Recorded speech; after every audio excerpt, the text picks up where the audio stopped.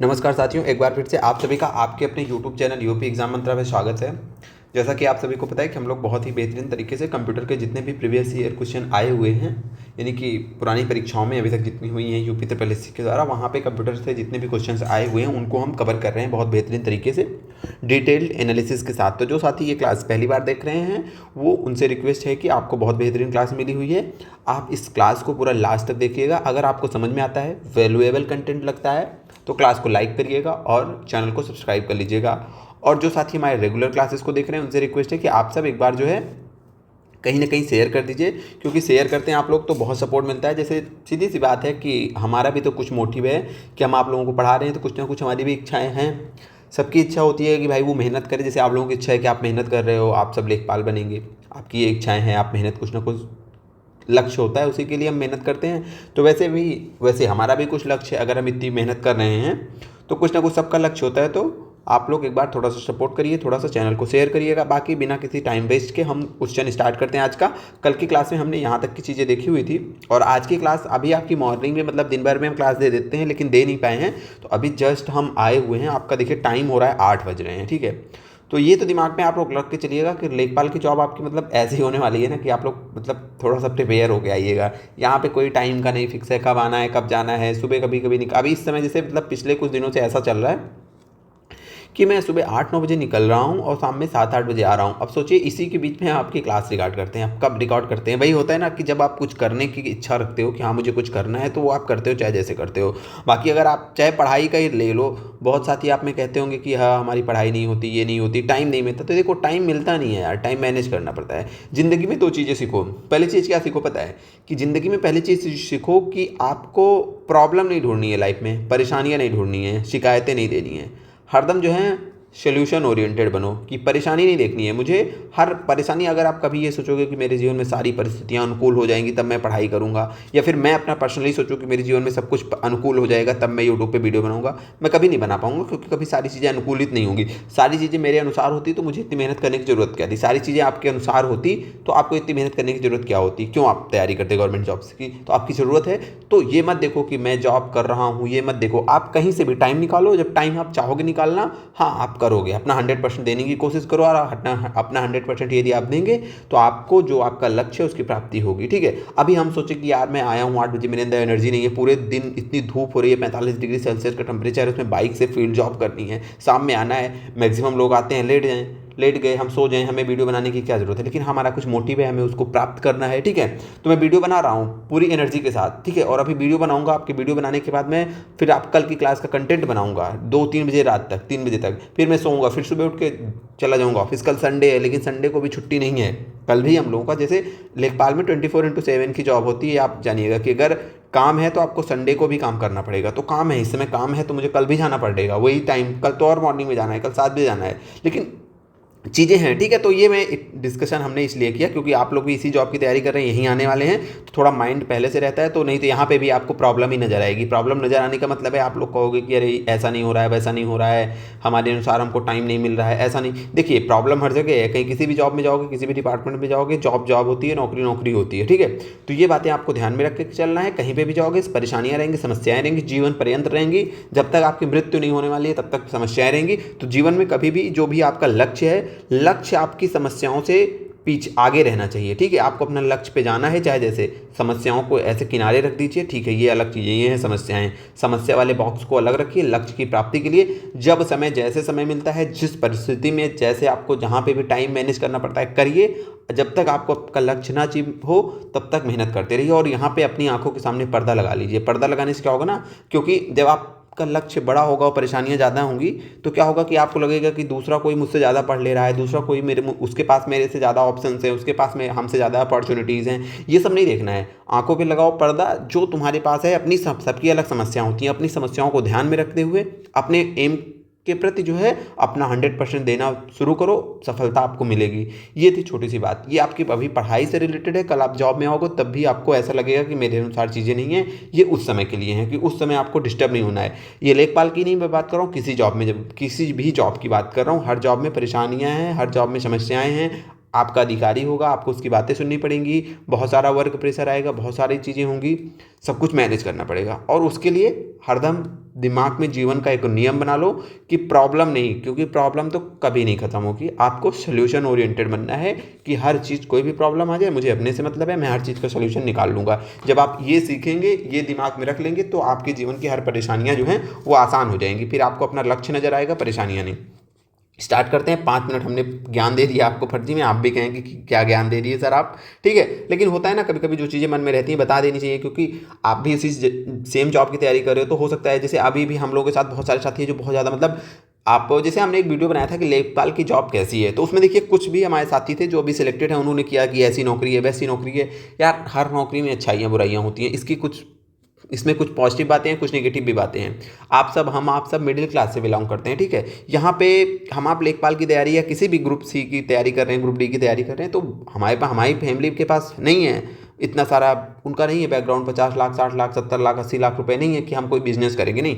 हमारी परेशानियाँ, हमारी मजबूरियाँ हैं कि हम आप इस नौकरी की तैयारी कर रहे हैं, और नौकरी नौकरी होती है, वहाँ समस्याएं आएंगी, ठीक है। चाहे लेखपाल की आप जॉब कर लें, जूनियर असिस्टेंट की कर लें, हर जगह समस्याएं हैं, ठीक है। इतना हमारे पास ऑप्शन होता कि यार ये नौकरी नहीं, अपने मन की अगर नौकरी मिलनी होती तो ना करते आप। अगर कोई है, आपको लगता है कि आप अपने मन की नौकरी ले लोगे तो मत करिए, लेकिन ऐसा नहीं है ना। हमें आपकी कुछ साथियों के साथ ऐसी समस्याएं कि नहीं, मुझे 6 महीने में मैं नहीं सिलेक्ट होऊंगा तो मुझे प्राइवेट जॉब करनी पड़ेगी, मेरी फैमिली की मेरे ऊपर रिस्पॉन्सिबिलिटीज़ हैं, वो सारी चीज़ें सबके लिए अलग अलग पैरामीटर्स होते हैं, ठीक है। तो आप अपने दिमाग में रख के अपनी चीज़ों को मैनेज करिए। आपको अगर आगे पढ़ना होगा तो पढ़ाई होगी। हम वीडियो बना रहे हैं, ठीक है, तो बना रहे हैं ना, टाइम निकाल के कैसे बना रहे हैं, रात के 2 बजे तक बनाएंगे, सोना थोड़ा सा कम कर देंगे, तो वैसे ही उसके बाद जो आप करना होगा करेंगे। लेकिन अगर अभी आपकी लाइफ में प्रियोरिटी है नौकरी, तो नौकरी लीजिए, क्योंकि वही है ना कि जो आपकी वर्तमान में प्रियोरिटी है उस पर फोकस करो। नौकरी फोकस है, नौकरी लो। हाँ, आपको ऐसा लगता है कि ये कमी है, यहाँ पे ये अच्छाइयाँ हैं, तो हर जगह अच्छाइयाँ कमियाँ मिलेगी। नौकरी करोगे तो आपके ऊपर कोई होगा, आपके नीचे कोई होगा, सारी चीज़ें मैनेज करनी पड़ेगी, ठीक है। बाकी अब इससे ज़्यादा नहीं ज्ञान देंगे, बढ़ते हैं प्रश्न की ओर। तो आज का जो हमारा पहला प्रश्न है वो ये है कि आज का पहला प्रश्न है, कल की क्लास हमने यहीं पे एंड की थी, और आप लोगों से थोड़ी सी क्षमा भी चाहते हैं क्योंकि आप लोगों का 7 से 8 मिनट हमने ले लिया है, ठीक है। उसके लिए बहुत क्षमा चाहते हैं। तो जो भी साथी क्लास देख रहे हैं, अब यहाँ से केवल पढ़ाई की बात होगी, और जो ये डिस्कशन कर लिए इसके लिए भी आप लोगों से क्षमा चाहते हैं, ठीक है। बस थोड़ी सी बातें थी तो हमने आपके साथ शेयर कर ली। क्वेश्चन ये है कि एरे का डेटा प्रकार है जो कि सजातीय डेटा तत्वों को, यहाँ पे मतलब एक क्वेश्चन आया है एरे से रिलेटेड। किससे रिलेटेड आया है? एरे से रिलेटेड। तो पहले हम ये जानेंगे कि एरे क्या है। एरे क्या है? देखिए, एरे जो होती है ना, ये समझिए कि आपकी जो कोडिंग वगैरह होती है वहाँ से रिलेटेड चीज़ें हैं। तो हम इससे ज़्यादा समझेंगे नहीं, क्योंकि हमें आपको समझ में भी नहीं आएगी। जैसे अभी हम आपको पूरी कोडिंग की विशेषताएं बताते चले तो नहीं समझ में आएगी, और उद्देश्य भी आपका नहीं है कि कोडिंग करना है, आपको सॉफ्टवेयर इंजीनियर बनना है, नहीं। हमें क्या करना है, हमें यूपी ट्रिपल पेपर में बैठना है और वहाँ से जो कंप्यूटर का क्वेश्चन आता है उसको सॉल्व करना है। तो एरे के बारे में जितना बता रहे हैं उतना ध्यान से सुनिएगा। एरे क्या है? एरे है आपका एक टाइप के डेटा का समूह। एरे क्या होता है? एरे होता है सजातीय डेटा। सजातीय मतलब एक प्रकार के डेटा, सजातीय डेटा का समूह। सजातीय मतलब एक जाति का, एक जाति का मतलब समान प्रकार का डेटा, ठीक है। जैसे अगर हम ABCD या फिर सिंबल्स भी शामिल कर लें, एक उदाहरण दे रहे हैं, जैसे एक डेटा है, A है, 1 है, एक है, ऐसे सिंबल बने हैं, ठीक है। तो इसमें मान लीजिए जो अल्फ़ाबेट्स हैं ABCDEFGH, उनको एक श्रेणी में रख दें, इसको नंबर्स को अलग श्रेणी में, और जो सिंबल्स हैं अलग श्रेणी में, तो ये क्या हो जाएगा? सजातीय डेटा का समूह बन जाएगा, ठीक है। ये क्या बन जाएगा? सजातीय डेटा का समूह। तो सजातीय डेटा का समूह का क्या मतलब है कि समान डेटा, यानी कि एक समान डेटा का समूह, ठीक है। समान टाइप के दिखने वाले डेटा का क्या है? समूह। तो वो हो गया सजातीय डेटा, और इसका समूह क्या कहलाएगा? एरे कहलाएगा। क्या कहलाएगा? एरे कहलाएगा, ठीक है। और इसी प्रकार एक चीज़ होती है इंडेक्स। क्या होती है? इंडेक्स। इंडेक्स का मतलब होता है कि कौन सी चीज़, जैसे आप कॉपी में स्टार्टिंग में इंडेक्स बना होता है ना, बुक की स्टार्टिंग में इंडेक्स बना होता है ना, कि जैसे आप अभी कंप्यूटर पढ़ रहे हैं तो मान लीजिए कंप्यूटर का पहला चैप्टर, ठीक है, कंप्यूटर का इतिहास, ये पेज नंबर 5 से 7 तक है, इंडेक्स में ये लिखा होता है ना। फिर मेमोरी या फिर हार्डवेयर सॉफ्टवेयर, स्पेस से स्पेस तक, स्पेस से स्पेस तक, ये चीज़ें स्पेस। तो इंडेक्स में ये चीज़ें बनी होती है ना, कि मतलब कौन सी चीज़ किस क्रम में है। तो अगर हम एक अपनी एकदम शुद्ध देसी भाषा में बात करें तो इंडेक्स क्या है कि किसी चीज़ की अगर कतार है तो उस कतार में किस चीज़ का क्या स्थान है, कतार में किस वस्तु का क्या स्थान है, किस चीज़ का क्या स्थान है, किस चीज़ का क्या स्थान है, ये क्या होता है? ये होता है आपका इंडेक्स। एकदम सिंपल भाषा में चीज़ों को समझते चलिए, ठीक है। उसके बाद एक आता है इंडेक्स। अच्छा हाँ, कंप्यूटर में अब देखिए कतार में किस चीज़ का क्या स्थान है। जैसे मानिए कि ये आपका बुक है, ये क्या है? आपकी बुक है, ठीक है। बुक है, बुक में पेज नंबर 1 है, फिर पेज नंबर 2 है, 3 है, 4 है, 5 है, ऐसे 100 पेज है, ठीक है। तो पेज नंबर 1 पे क्या है, पेज नंबर 2 पे क्या है, पेज नंबर 3 पे क्या है, पेज नंबर 4 पे क्या है, पेज नंबर, यही होता है इंडेक्स, ठीक है। इसको क्या बोलते हैं? ये है आपकी नंबरिंग। अच्छा, हम आप जो दैनिक जीवन में नंबरिंग करते हैं, किसी भी चीज़ का इंडेक्स देते हैं वो 1 से देते हैं, ठीक है। अगर हमें 4 चीज़ों की नंबरिंग करनी हो, 4 वस्तुओं की, तो पहले को 1, दूसरे को 2, तीसरे को 3, चौथे को 4 नंबर देंगे। लेकिन कंप्यूटर में क्या होता है ना, कंप्यूटर में 1 से नहीं, कंप्यूटर में 0 से शुरू होता है, ठीक है। अगर 4 वस्तुएं हैं तो कंप्यूटर नंबरिंग करेगा, पहले को 0, दूसरे को 1, तीसरे को 3, तीसरे को 2 और चौथे को 3, ऐसे नंबरिंग करेगा, ठीक है। वो यानी कि 0 से शुरू करता है ये आपको। तो जो इंडेक्स शुरू होता है कंप्यूटर में, वो कहाँ से शुरू होता है, वो 1 से, ठीक है। सॉरी, कंप्यूटर में 1 से नहीं शुरू होता, कंप्यूटर में 0 से स्टार्ट होता है। कहाँ से स्टार्ट होता है, 0 से। जो इंडेक्स की नंबरिंग शुरू होती है वो 0 से स्टार्ट होती है। अगर आप कहें तो हम आपको एक और बेहतरीन सा सिंपल सा एग्जाम्पल दे के समझा दें, जिससे कि आप लोगों की जो है प्रॉब्लम थोड़ा सा सॉर्ट आउट हो जाए। देखिए, जैसे ट्रेन में डिब्बे होते हैं ना, ट्रेन में डिब्बे होते हैं, आप कहेंगे हाँ डिब्बे होते हैं, तो समझ लीजिए ये डिब्बे क्या हैं, ये डिब्बे हैं एरे हैं, एरे हैं, ठीक है। ये एरे है। एरे का मतलब है कि ये सब क्या है, ये ट्रेन के डिब्बे हैं ना, ट्रेन के डिब्बे हैं, मतलब समान प्रकार के डिब्बों का समूह, समान प्रकार के डेटा का समूह क्या हो जाएगा, डिब्बे हो जाएंगे, ठीक है। मालगाड़ी के डिब्बों को नहीं शामिल कर रहे हैं हम यहाँ, जो बैठने वाली यात्रियों के डिब्बे हैं उनकी बात कर रहे हैं, ठीक है। अब हर डिब्बे में क्या है, हर डिब्बे में ऑब्जेक्ट्स, मान लीजिए सीट्स हैं, सीट्स से क्या है, इन सीट्स को बोलेंगे ऑब्जेक्ट्स हैं। अब इनकी नंबरिंग करनी होगी, तो ये सीट नंबर 0 कंप्यूटर कैसे करेगा, ये सीट नंबर 0, ये सीट नंबर 1, ये सीट नंबर 2, ये सीट नंबर 3, तो ये क्या है, ये है इसका इंडेक्स है, ठीक है। ये 0 नंबर पे है, ये कतार में ये 0 नंबर पे, ये 1, ये 2, और 0 का मतलब क्या होता है, पहला ऑब्जेक्ट, ठीक है। तो कंप्यूटर में इतना याद रखना है कि इंडेक्स 0 से शुरू होता है, 1 से नहीं। हम आप 1 से इंडेक्सिंग करते हैं, ठीक है। चलिए बढ़ते हैं प्रश्न की ओर। अब प्रश्न देखेंगे तो हमें चीज़ें थोड़ा सा समझ में आएंगी। जो चीज़ें बची होंगी यहाँ समझ। लिखा है कि एरे का डेटा प्रकार है, एरे एक डेटा प्रकार है जो कई सजातीय डेटा तत्वों को संग्रहित कर सकता है। हाँ, हमने क्या बताया कि एरे क्या है, एरे जो है वो समान प्रकार के डेटा का क्या है, समूह है। वो क्या है, समान प्रकार के डेटा का समूह है, ठीक है। तो ये क्वेश्चन हो गया कि हाँ एरे जो है सजातीय डेटा का समूह। लिखा है कि एरे के तत्वों को, एरे के जो एलिमेंट्स होते हैं, जो ऑब्जेक्ट्स होते हैं, उनको इंडेक्स 0 से शुरू करते हैं, ठीक है।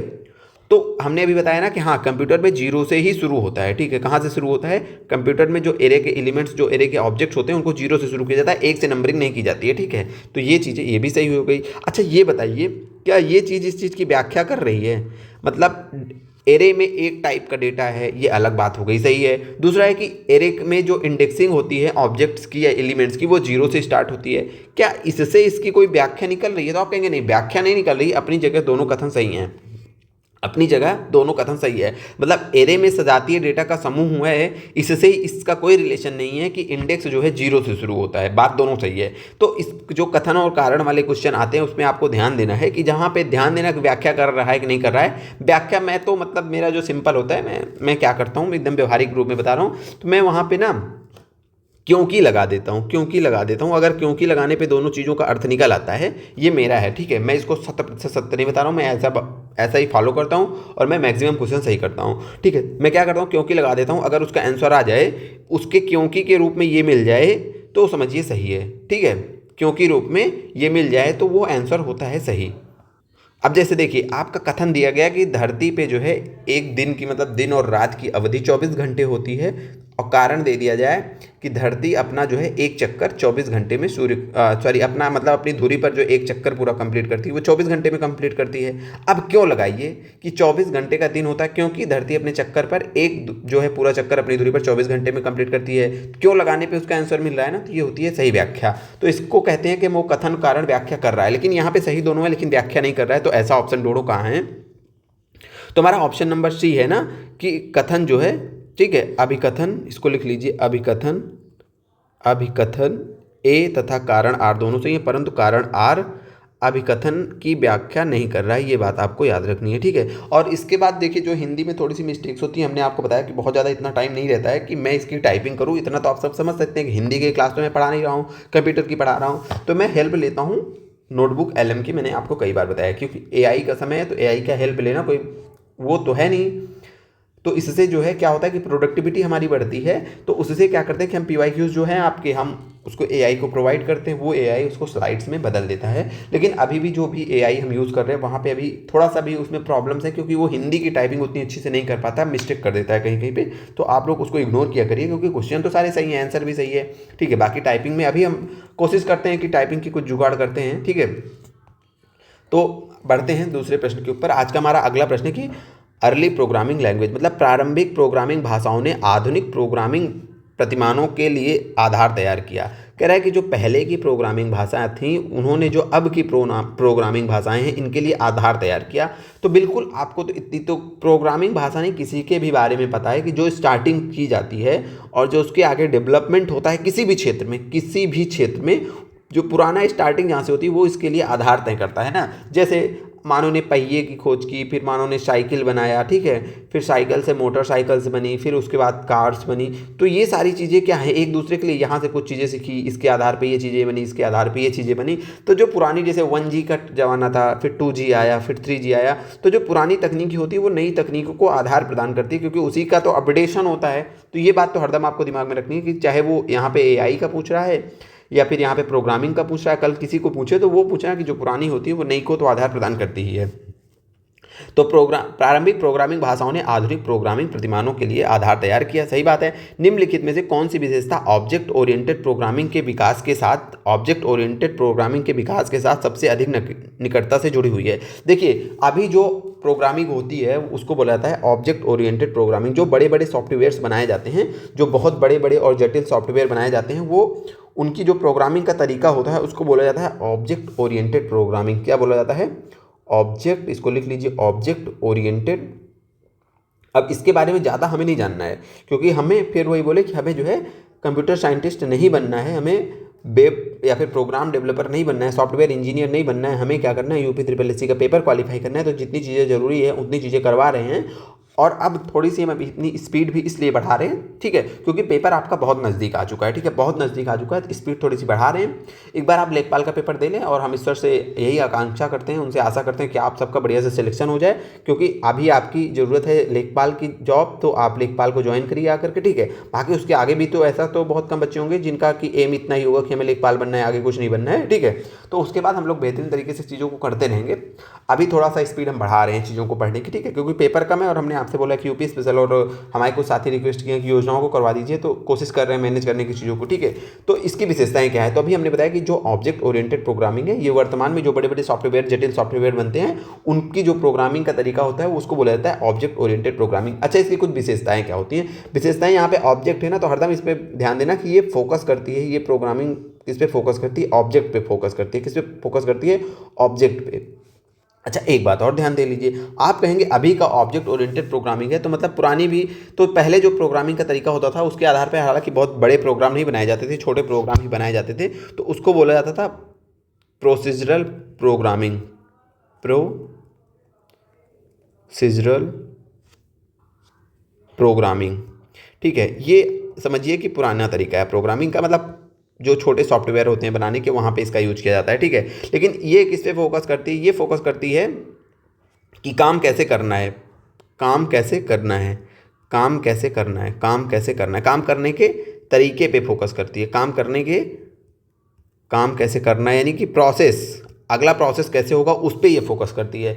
और ये फोकस करती है ऑब्जेक्ट के ऊपर, जो भी उसमें ऑब्जेक्ट आने वाले हमारे प्रोग्राम्स में उन ऑब्जेक्ट पे फोकस करती है कि कौन सा ऑब्जेक्ट कैसे वर्क करेगा, किस ऑब्जेक्ट में कैसे डेटा रहेगा, किस ऑब्जेक्ट का कैसा डेटा रहेगा, ठीक है। ये इस पर फोकस करती है। ये याद करना है कि ये जो है ये पुराना तरीका है, ये नया तरीका है, तो ये ज़्यादा एडवांस होगा, इसकी कुछ विशेषताएँ होंगी। तो इस पे की क्या विशेषताएँ हैं वो चीज़ें हम देखेंगे, ठीक है। सबसे पहले ध्यान आपको रखना है, इसकी पहली विशेषता आपको ये याद रखनी है कि इसके अंदर जो है डेटा जो है ना वो बहुत सुरक्षित रहता है। डेटा क्या होता है? इसमें डेटा को बहुत सुरक्षा प्रदान की जाती है, डेटा को सुरक्षा प्रदान की जाती है। और जिस तरीके से डेटा को सुरक्षित रखा जाता है उसको बोला जाता है इनकैप्सुलेशन।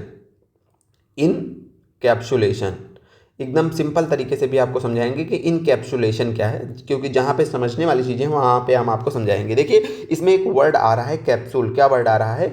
इसमें एक वर्ड आ रहा है कैप्सूल। आप सभी लोग कैप्सूल खाए होंगे दवा का, ऐसे होता है ना कैप्सूल, ऐसे दवा का कैप्सूल होता है ना, आप सब लोग देखे होंगे। ऐसे इसके अंदर कुछ पाउडर टाइप की दवा भरी रहती है और ऐसे होता है आपका कैप्सूल, अलग अलग तरीके से होता है। मैंने एक कैप्सूल बना दिया, ठीक है, इसके अंदर दवा भरी होती है ना। तो ये कैप्सूल क्या कर रहा है? आपकी दवा को बाहर से एक आवरण प्रदान कर रहा है और आपकी दवा इसके अंदर क्या है? सुरक्षित है। सुरक्षित है ना, इसके अंदर क्या है? सुरक्षित है। तो इसी से रिलेट कर लीजिए कि इनकैप्सुलेशन का मतलब होता है जो आपका डेटा होता है ना, किसी ऑब्जेक्ट से रिलेटेड जो डेटा है उसको ऐसे एक कैप्सूल के अंदर बंद कर दिया जाता है। क्या कर दिया जाता है? इसके अंदर डेटा बंद कर दिया जाता है।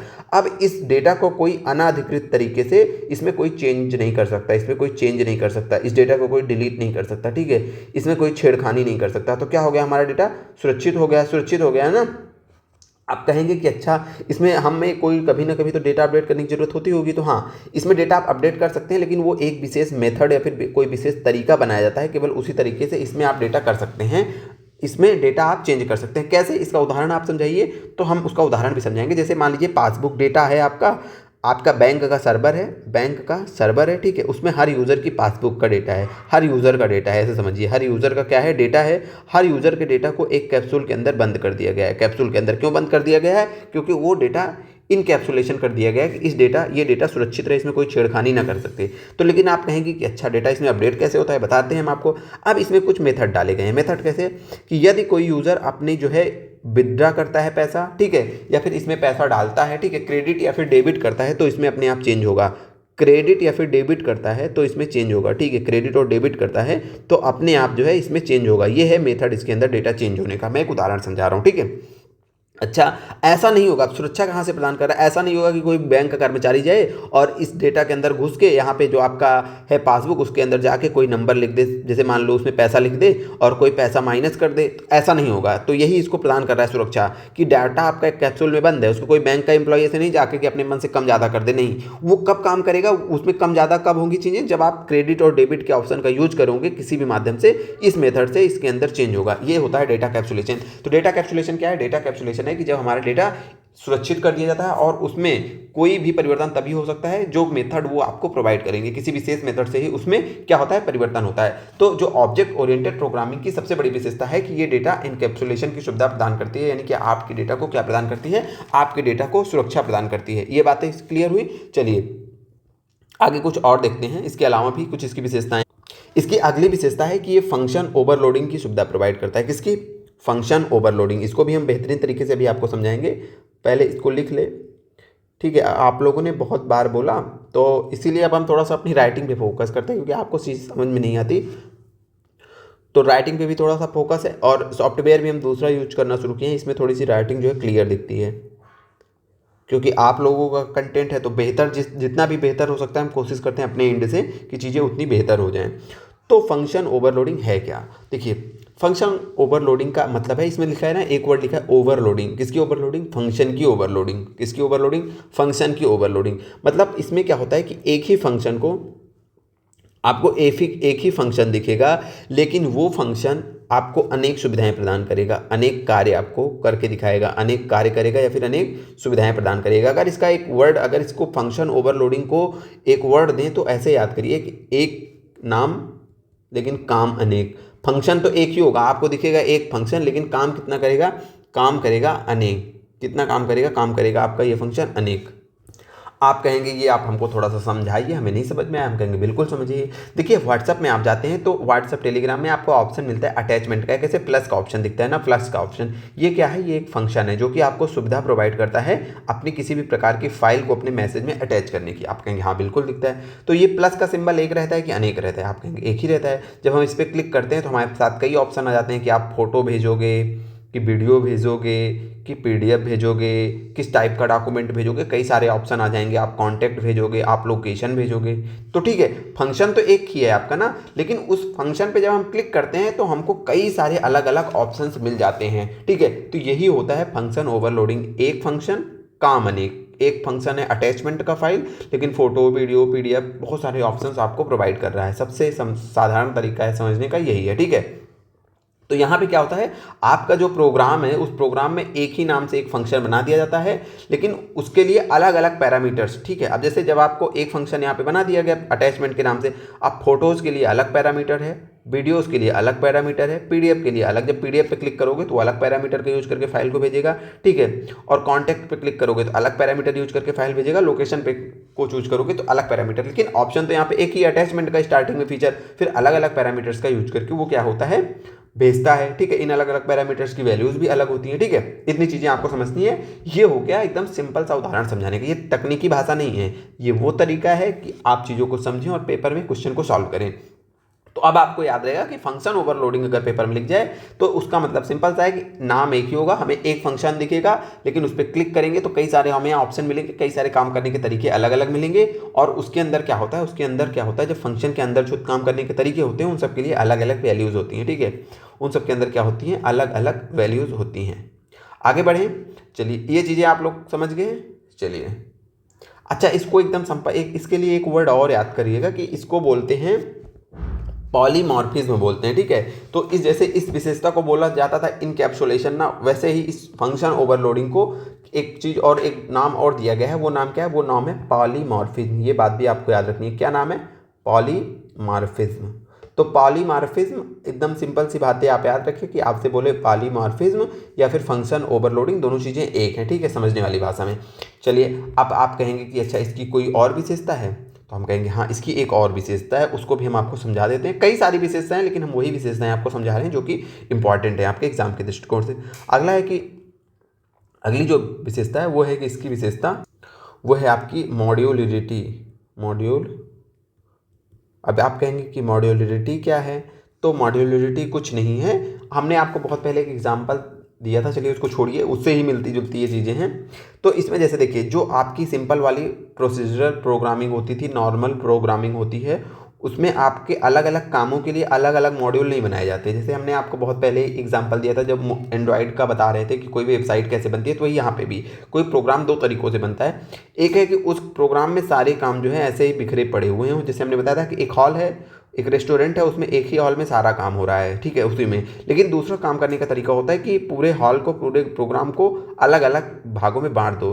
जैसे अच्छा ये बिलिंग का है तो ये मॉड्यूल बिलिंग का काम देखेगा, ये मॉड्यूल खाना देने के काम देखेगा, ये मॉड्यूल वहाँ से ऑर्डर लेने के काम देखेगा, ठीक है। तो अलग अलग काम को अलग अलग मॉड्यूलों में बांट देना, पहला ये तरीका होता है। दूसरा ये तरीका होता है कि ऐसे सब लोग तितर बितर तरीके से करते रहो। जैसे आपके घर में कोई फंक्शन है, तो एक तरीका ये है, आपके घर में फंक्शन एक प्रोग्राम है, ठीक है।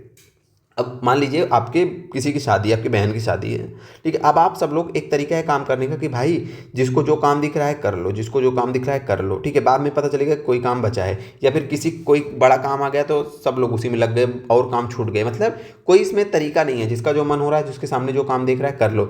छोटे फंक्शन के लिए तो तरीका सही है, लेकिन बड़े फंक्शन में क्या होगा, बड़ा प्रोग्राम होगा तो ये तरीका आपका गड़बड़ हो जाएगा, क्योंकि वहाँ बहुत सारी चीज़ें मैनेजमेंट करनी है, तो कुछ चीज़ें छूट जाएंगी, कुछ चीज़ें रह जाएंगी। पता लग रहा है एक ही काम 10 लोग कर रहे हो, तो छोटा फंक्शन तो यहाँ से काम हो जाता है छोटे प्रोग्राम में। लेकिन बड़े प्रोग्राम में क्या होता है कि आपके घर वाले क्या कहेंगे, भैया एक टीम बनाएंगे, तुम हलवाई का काम देखोगे, ठीक है, ये एक मॉड्यूल हो गया, 4 लोग ये हलवाई का काम देखेंगे, ये अलग मॉड्यूल हो गया। ये लोग क्या करेंगे, ये लोग जो घर पे रिश्तेदार आएंगे उनको बढ़िया पानी वानी पिलाएंगे, नाश्ता पानी खिलाएंगे, ठीक है।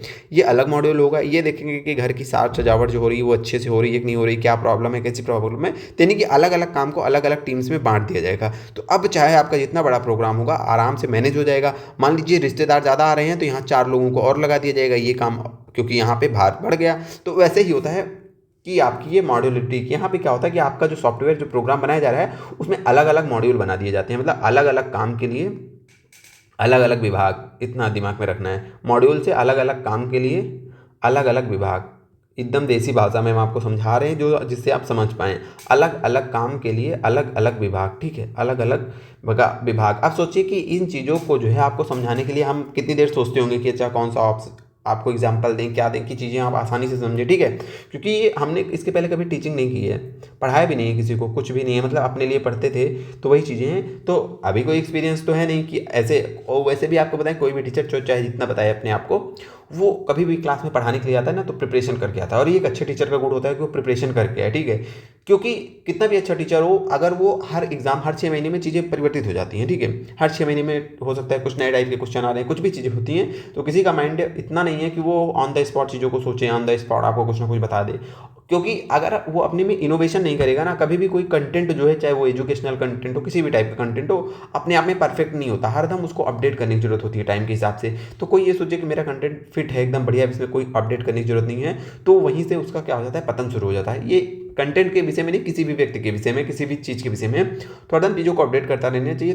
तो जो भी अच्छे टीचर आप देखे होंगे, जिनको भी आप जानते होंगे, वो सब थोड़ा सा पहले से प्री प्लानिंग करके आते हैं कि हमें बच्चों को ऐसे समझाना है। और हम लोगों के जैसे जो कोई फर्स्ट टाइम पढ़ा रहे हैं उनके लिए तो और ही मतलब मेहनत का काम है कि क्या है, कैसे कैसे पढ़ना है, कैसे आपको समझाना है, क्योंकि कुछ नहीं पता क्या होती है टीचिंग, कैसे चीज़ों को समझाया जाता है। तो अपनी कोशिश कर रहे हैं, बाकी आप लोगों का सपोर्ट रहेगा तो एक दिन बेहतर ही किया जाएगा, सीख जाएंगे बेहतर तरीके से पढ़ाना, बेहतर तरीके से कंटेंट को डिलीवर करना, ठीक है।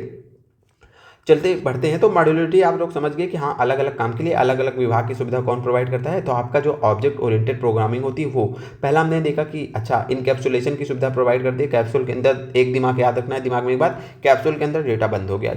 जिस मेथड से चेंज होगा केवल उसी मेथड से चेंज होगा, कोई घुस के नहीं चेंज कर सकता अपने मन से। पॉलीमॉर्फिज्म मतलब फंक्शन ओवरलोडिंग, फंक्शन ओवरलोडिंग मतलब एक फंक्शन दिखने में एक फंक्शन काम करेगा नहीं एक, ठीक है। उसके बाद मॉड्यूलरिटी क्या है कि अलग अलग काम के लिए अलग अलग विभाग, एकदम छोटी छोटी चीज़ें आप याद रखिएगा, ठीक है। अच्छा, और कुछ है तो चलिए, और जो कुछ होगा उसको हम समझेंगे क्लास के साथ। एक चीज़ और समझ लीजिए, एक और विशेषता इसकी महत्वपूर्ण होती है, वो होता है इनहेरिटेंस। क्या होता है? इनहेरिटेंस। इनहेरिटेंस क्या है? इनहेरिटेंस का मतलब है विरासत। इनहेरिटेंस का है क्या? इसका मतलब है विरासत। आप कहेंगे विरासत, हाँ विरासत। जो आपकी ये थी प्रोग्रामिंग, पहले की जो प्रोग्रामिंग करने के तरीके थे, वहाँ पे ये होता था कि जैसे मान लीजिए आपने एक प्रोग्राम बनाया, अब उस प्रोग्राम का एक नया वर्जन लाना है। तो जो मान लीजिए नया वर्जन है, पहला प्रोग्राम का आपका नाम था ए, अब नया वर्जन लाए A+।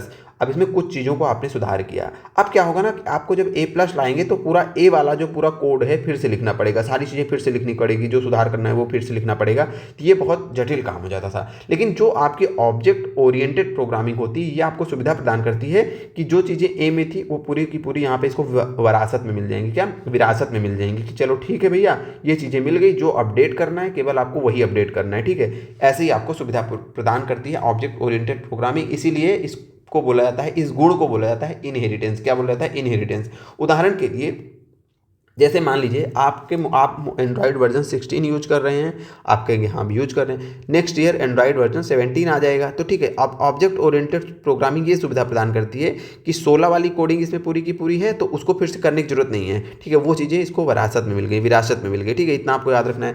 अब क्या होगा कि जो भी आपको नया चेंज करना है कि नहीं, फ़ोन का लोगो ऐसे दिखेगा, कैमरा का ऐसे दिखेगा, कैमरा में ये नया फीचर आ जाएगा, यहाँ पे ये नया फीचर आ जाएगा, मैसेजिंग में ये नया फीचर आ जाएगा, वो चीज़ें आप अपने हिसाब से इसमें चेंज कर दीजिए जो अपडेट करना है। बाकी चीज़ें आपको ये चीज़ें वहीं से मिल जाएगी। लेकिन जो नॉर्मल पहले की प्रोग्रामिंग का तरीका था, वहाँ पे ये चीज़ें, ये क्वालिटी नहीं थी, आपको पूरा का पूरा कोड फिर से लिखना पड़ेगा, ठीक है। 16 वाला भी तो बड़ा था।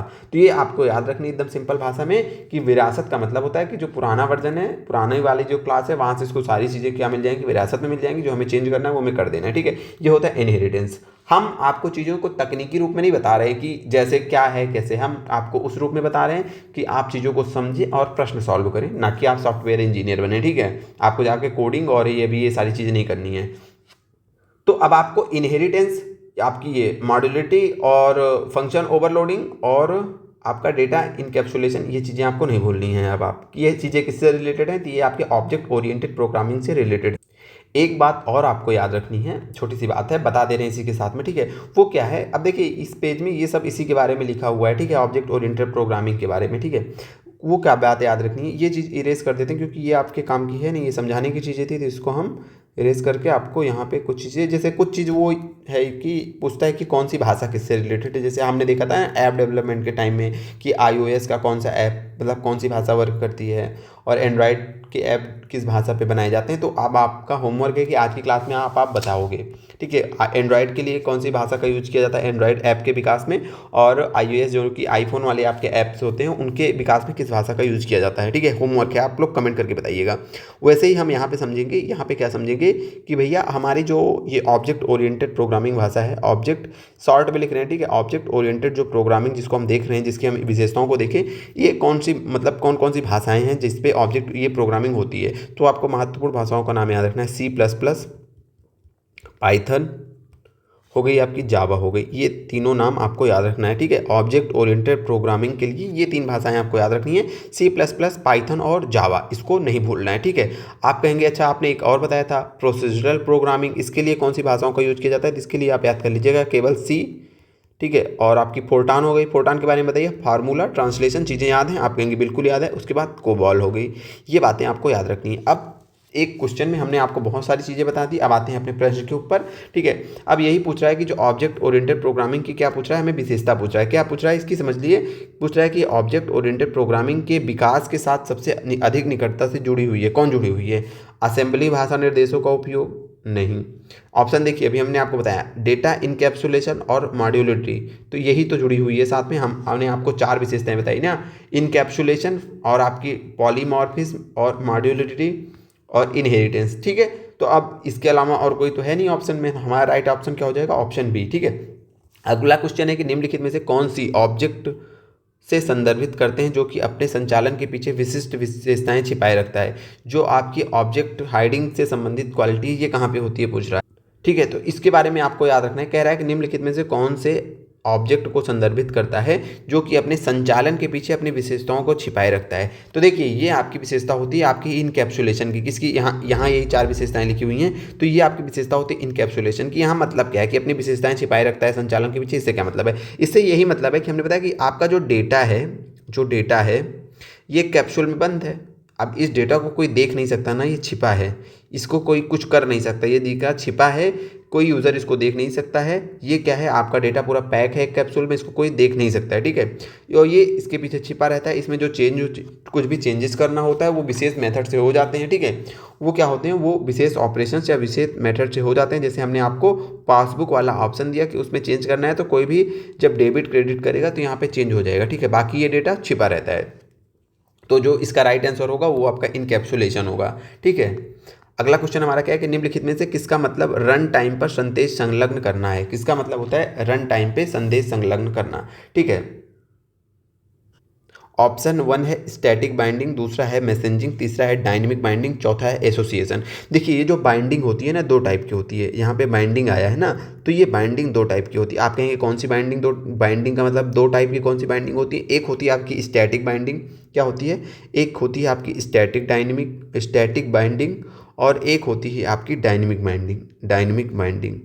देखिए स्टैटिक का हरदम एक बात याद रखिएगा, जहाँ स्टैटिक हो जाए वहाँ पे स्थिरता आ जाती है। ठीक है, यहाँ पे कोई एक स्थिरता आ जाएगी, जहाँ पे डायनेमिक बाइंडिंग होगी, डायनेमिक लिखा होगा, वहाँ पे स्थिरता नहीं, वहाँ पे गतिशीलता होगी।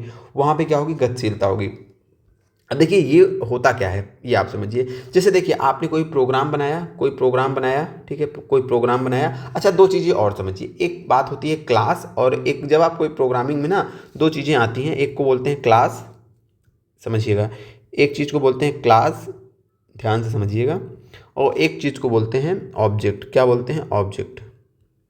पता है इन दोनों में अंतर क्या है? इन दोनों में उतना ही अंतर है जितना कि लेखपाल के पद और लेखपाल के पद पर नियुक्त कोई व्यक्ति, उतना ही अंतर है ऑब्जेक्ट और क्लास में। क्लास क्या है? क्लास एक खाली सांचा है। क्या है? एक खाली सांचा है। ये क्या होता है? ये किसी विशेष चीज़ की विशेषता रखता है। ये खाली सांचा क्या है कि ये उस चीज़ की विशेषता रखेगा कि हाँ ये चीज़ ऐसी है, उसको बोलते हैं क्लास। और जब इस विशेषता के अंदर कोई वस्तु को हम ला देंगे, किसी चीज़ की स्थापना कर देंगे, तो वो क्या हो जाती है? इस सांचे के अंदर आपका जो सांचा है, इस सांचे के अंदर असली वस्तु जब आ जाएगी तो वो क्या हो जाएगी? ऑब्जेक्ट हो जाएगी। और जब तक उसके अंदर असली वस्तु नहीं आएगी कि उसका केवल विशेषता रहेगा, वो क्या होगा? खाली सांचा। जैसे मान लीजिए ये आपका एक सांचा है जिसके अंदर आप कोई एक सेकंड थोड़ा सा अच्छे से बना दें। ये आपका एक सांचा है जिसके अंदर आप एक कोई खिलौना बनाते हैं मिट्टी का। ठीक है, अब ये सांचे के अंदर जब आप मिट्टी भर देंगे, जब तक मिट्टी नहीं भरेंगे तब तक तो केवल इसकी विशेषता है कि जो खिलौना बनेगा इतना बड़ा पैर होगा, ऐसा मुंह होगा, ऐसा फेस होगा। लेकिन जब इसके अंदर आप मिट्टी भर करके उसको निकाल देंगे तो पूरा का पूरा क्या बन जाएगा? ऑब्जेक्ट बन जाएगा। तो क्लास और ऑब्जेक्ट में इतना अंतर है, बस ये दिमाग में आपके ये होना चाहिए। सांचा क्या है? क्लास है, और उसके अंदर जब कोई ऑब्जेक्ट डाल के बना दिया जाता है तो वो क्या है? ऑब्जेक्ट है। जैसे आपका लेखपाल क्या है? एक लेखपाल का एक पद है। ठीक है, इसकी कुछ विशेषताएं हैं। आप इस पद पे नियुक्त होगे तो उसके साथ आपको कुछ रिस्पॉन्सिबिलिटी, कुछ आपको एक नियमावली फॉलो करनी पड़ेगी। तो लेखपाल क्या हो गया? क्लास हो गया। लेकिन जब उस पद पे आप नियुक्त हो गए तो वो आप क्या हो गए? ऑब्जेक्ट हो गए। क्या हो गए? आप ऑब्जेक्ट हो गए। तो इतना ही अंतर है। सबसे बेहतरीन ये वाला एग्जांपल याद रखिएगा, सांचा मिट्टी खिलौना वाला। जब उसके अंदर सांचे में मिट्टी डाल के खिलौना बना दिए तो क्या हो गया? ऑब्जेक्ट हो गया। ठीक है, तो इसका मतलब कहने का क्या मतलब है, जब आप प्रोग्रामिंग करते हो ना तो वहाँ पे रखते हो ना कि यहाँ पे कुछ होना चाहिए, एक चीज़ होगी जिसकी ये विशेषता होगी, तो वो होता है, वो हम एक क्लास बनाते हैं। ठीक है, उसके बाद उसके अंदर जो क्लास के रूप में जब किसी एलिमेंट को डाल देते हैं, जो ऑब्जेक्ट को डाल देते हैं, तो वो उस विशेषताओं के साथ वाला एक ऑब्जेक्ट बन जाता है। इतनी याद रखनी है चीज़ें, बस ना याद रखनी हो, ना भी समझ में आया तो इतनी चीज़ें समझ लीजिएगा। ठीक है, ज़्यादा कुछ नहीं हो। कुछ ना समझ में आया करे तो क्लास में बताया करिए। ठीक है, नेक्स्ट क्लास में हम उसको एक्सप्लेन करेंगे अच्छे से। अगर कोई चीज़ नहीं समझ में आ रही है आपको तो कमेंट किया करिए। ठीक है, कमेंट का ऑप्शन इसीलिए है। बाकी चलिए बढ़ते हैं आगे की क्लास में, क्योंकि देखिए बहुत ज़्यादा हम मतलब इधर उधर नहीं मांग रहे हैं जहाँ से कि आपको पढ़ने में मज़ा आए। ठीक है, कहानी बताएं, हम कहानी बताते हैं, उतनी ही बताते हैं जो कि रिलेवेंट है। अभी हमारे पास बहुत कम टाइम है, बहुत कम टाइम में बहुत ज़्यादा चीज़ों को देखना है, क्योंकि हमने प्रॉमिस किया कि पेपर के पहले 25 अप्रैल तक हमने बोला है कि हम कोशिश करेंगे कंप्यूटर को खत्म करना है। तो ठीक है, तो क्वालिटी कंटेंट में हमें खत्म भी करना है। तो बढ़ते हैं, तो हमने बताया कि बाइंडिंग। ठीक है, तो अब बाइंडिंग आपको समझ में आएगी क्लास और ऑब्जेक्ट के रूप में। तो डायनेमिक हो गई, स्टैटिक हो गई। ठीक है, अब हमने मान लीजिए कोई ऑब्जेक्ट बनाया। ठीक है, कोई ऑब्जेक्ट बनाया हमने किसी विशेषता वाला, ठीक है, कोई ऑब्जेक्ट बनाया। अब उस ऑब्जेक्ट में कौन सा फंक्शन कब काम करेगा, ठीक है, उसमें फंक्शंस हैं और उसके बाद कौन से फंक्शन जो है कब काम करेगा, ठीक है, ये जो है तय होता है जब फंक्शन रन करता है। जब फंक्शन रन करता है तब ये चीज़ें तय होती हैं। ये होती है आपकी, नहीं ये हमने गलत बता दिया, ये विशेषता होती है डायनेमिक बाइंडिंग की। ये किसकी विशेषता होती है, ये होती है डायनेमिक बाइंडिंग की। एक सेकेंड, जिसको नहीं समझ में आ रहा है ध्यान से देखिएगा, एक बार हम समझा देते हैं, फिर से कोशिश करेंगे, फिर से समझाएंगे, तब आपको क्लियर हो जाएगी। धैर्यता के साथ सुनते चलिए। ये हो गई आपकी डायनेमिक बाइंडिंग, डायनेमिक बाइंडिंग। और ये क्या हो गया, ये स्टैटिक बाइंडिंग, ठीक है, स्टैटिक बाइंडिंग। बाइंडिंग का मतलब समझ, और आसान भाषा में समझाएं, बाइंडिंग का मतलब होता है किसी चीज़ को बांधना, किसी चीज़ को बांधना, ये हो गई बाइंडिंग। आपने कोडिंग की, कोडिंग करके एक प्रोग्राम बनाया, ऐसे बांध दिया, ये कर दिया आपने, उस प्रोग्राम की बाइंडिंग कर दी। अब प्रोग्राम आपका दो टाइप का हो सकता है। एक हो सकता है कि आप एक निश्चित चीज़ें कर दी कि अच्छा, एक होता है आपका स्टैटिक। स्टैटिक का क्या मतलब होता है, यहाँ पे निश्चित चीज़ें होती है। क्या होती हैं, चीज़ें निश्चित होती हैं कि इसके बाद ये काम होगा, इसके बाद ये काम होगा, ये चीज़ें निश्चित होती हैं। और यहाँ पे डायनेमिक जो बाइंडिंग होती है, यहाँ पे एक निश्चित नहीं होता, जैसी आवश्यकता होगी वैसा काम किया जाएगा, जैसी आवश्यकता होगी फंक्शन वैसा काम करेगा। डायनेमिक में जैसी आवश्यकता होगी, जैसी आवश्यकता होगी उसी समय आपका प्रोग्राम निर्णय लेगा कि हाँ ऐसा काम करना है, ऐसा काम हमें करना है, ठीक है। ये होती है आपकी डायनेमिक बाइंडिंग। चलिए एक एग्जांपल आप लोगों को बता देते हैं स्टैटिक और डायनेमिक का, तो वहाँ से हो जाएंगी चीज़ें क्लियर। देखिए बाइंडिंग हमने मतलब बताया कि जब एकदम सिंपल भाषा में समझिए, आपके मोबाइल में प्रोग्राम्स हैं, ठीक है, उसमें जब आप किसी ऑप्शन को चूज करते हैं तो कोई ना कोई कोड रन करता है पीछे, तो आपका काम होता है। तो जो स्टैटिक बाइंडिंग होती है उसमें फिक्स होता है कि ये ऑप्शन चूज करेंगे तो ये कोड आपका रन होगा, यानी कि इसमें फिक्स होती है, जब प्रोग्रामिंग के टाइम ही फिक्स कर दी जाती है। इस डायनेमिक में क्या होता है, कोड रन करेगा तो ये डिपेंड करता है कि अगला काम क्या करना है, ये रनिंग के टाइम पता चलता है। जब आप वो काम कर रहे होते हैं तो अगला कोड कौन सा रन करेगा ये डिपेंड करता है, जो जैसे कि उस समय की मांग होगी, फिक्स नहीं होता। उदाहरण के लिए समझिए, जैसे स्टैटिक बाइंडिंग और डायनेमिक बाइंडिंग का उदाहरण समझिए। आप व्हाट्सएप पे गए, ठीक है, व्हाट्सएप पे गए, आपने ऑप्शन चूज़ किया, ठीक है, आपने ऑप्शन किस चीज़ का चूज़ किया कि चलिए मैसेज डिलीट करना है, मैसेज डिलीट करना है, तो डिलीट के ऑप्शन पे गए, आपने मैसेज सेलेक्ट किया, डिलीट कर दिया। तो ये पहले से पता है कि यदि कोई डिलीट का ऑप्शन सिलेक्ट करेगा तो यही कोड, यही जो है कोड रन करेगा, यही कोड एग्जीक्यूट होगा। तो ये है स्टैटिक, पहले से ही फिक्स है प्रोग्राम में। डायनेमिक क्या होता है, डायनेमिक में चीज़ें फिक्स नहीं होती पहले से, कुछ वो प्रोग्रामिंग का हिस्सा नहीं होती, ठीक है, वो फिक्स नहीं होती है। जैसे आपने फ़ोटो 10 फ़ोटो सिलेक्ट कर ली, 10 फ़ोटो सेलेक्ट कर ली, ठीक है, 10 फ़ोटो सेलेक्ट कर ली, ठीक है। अब आप इसको गैलरी में जाके, ठीक है, गैलरी में जाके जब आप 10 फ़ोटो सेलेक्ट करते हैं, अब ये आपको शेयर का ऑप्शन आता है वहाँ पे। शेयर के बाद जब आप शेयर पे क्लिक करोगे तो कई सारे ऐप दिखेंगे, इंस्टाग्राम आपको दिखेगा, आपको व्हाट्सअप दिखेगा, आपको जीमेल दिखेगा, आपको टेलीग्राम दिखेगा। आप कहेंगे हाँ बिल्कुल दिखेगा।